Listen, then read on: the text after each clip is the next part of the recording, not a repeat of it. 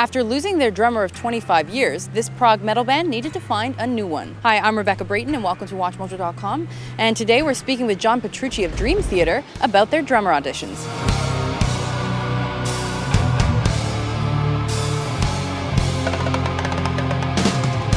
There have been some significant changes in the band since we last spoke to you. First, I just want to know, were there any warning signs that you thought that Mike was going to leave the band? No, there really weren't. In fact, it was very strange to me because we just come off of a big tour with Iron Maiden, which is something that in our entire career we were never really able to do in North America. Open for a band and play those kind of venues and play, for example, in New York, Madison Square Garden to a sold-out crowd. We've never done that before. So it was really like a highlight. Not only that, but the album that we were touring in support of was our first top 10 album in America and debuted at number 6. So we had top 10 album, we had the successful tour, we had the Maiden thing. So it was very strange that Mike chose that timing, to want to do something else. What was your initial reaction? Well, I was kind of shocked and surprised. We've been doing this for 25 years plus. We had built not only all of our careers around this band, but we've been through so much together on a personal level. Our families are very intertwined and everything. So it was just really disappointing and confusing and upsetting, all those things. What's your ongoing relationship like with him now? I've known Mike for a long time, and I'm sure we'll always have a relationship. I haven't talked to him in a while, but we're on tour, he's busy, and I'm sure as time goes by, we'll reconnect. This obviously led to drummer auditions, so what did those auditions consist of? It turned out to be something really cool in the end because, not only was the whole thing filmed, but it was presented in a way that really brought in our fans and our listeners into the experience that we were having.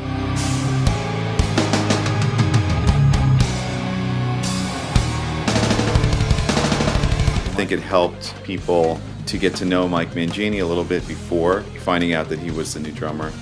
And I think it helped people realize that this whole thing is really important to us. We're passionate about what we do, and we take a lot of time and pride in making decisions like this. What songs did you choose and why? The audition had 3 different components. One of them was, like you said, playing songs, because we wanted to see what it sounded like playing with them. We never played with another drummer in Dream Theater.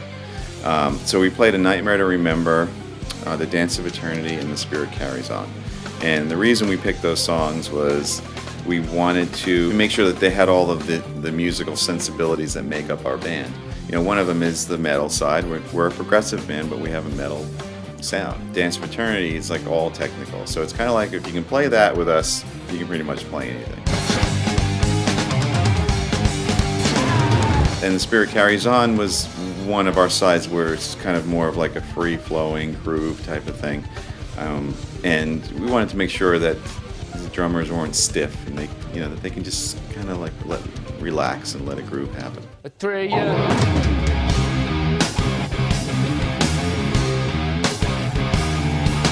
And then we also just jammed with them, just kind of free-form, improvising. And then we did a thing where we had pre-composed some riffs and said, all right, check out this riff, and what would you play to it?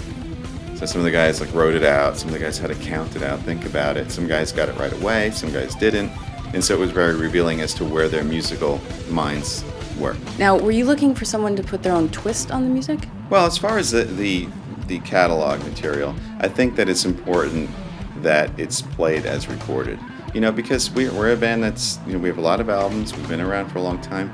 We have fans all around the world that are very passionate about what we do, and I totally relate to that. If I was going to see a band, I wouldn't want them to all of a sudden, the songs to have a different feel and a new twist and different parts.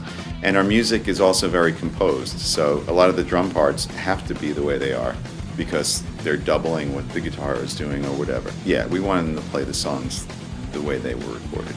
And as we have more live experience with Mike, he's able to kind of mix it up and add in his flair and his flavor.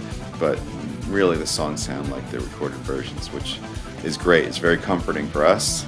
And I think to the fans when they see it, you're not thinking, whoa, something sounds weird or something doesn't belong or who's that guy, I don't like this, like the reaction's been very positive, and I think that's probably one of the reasons.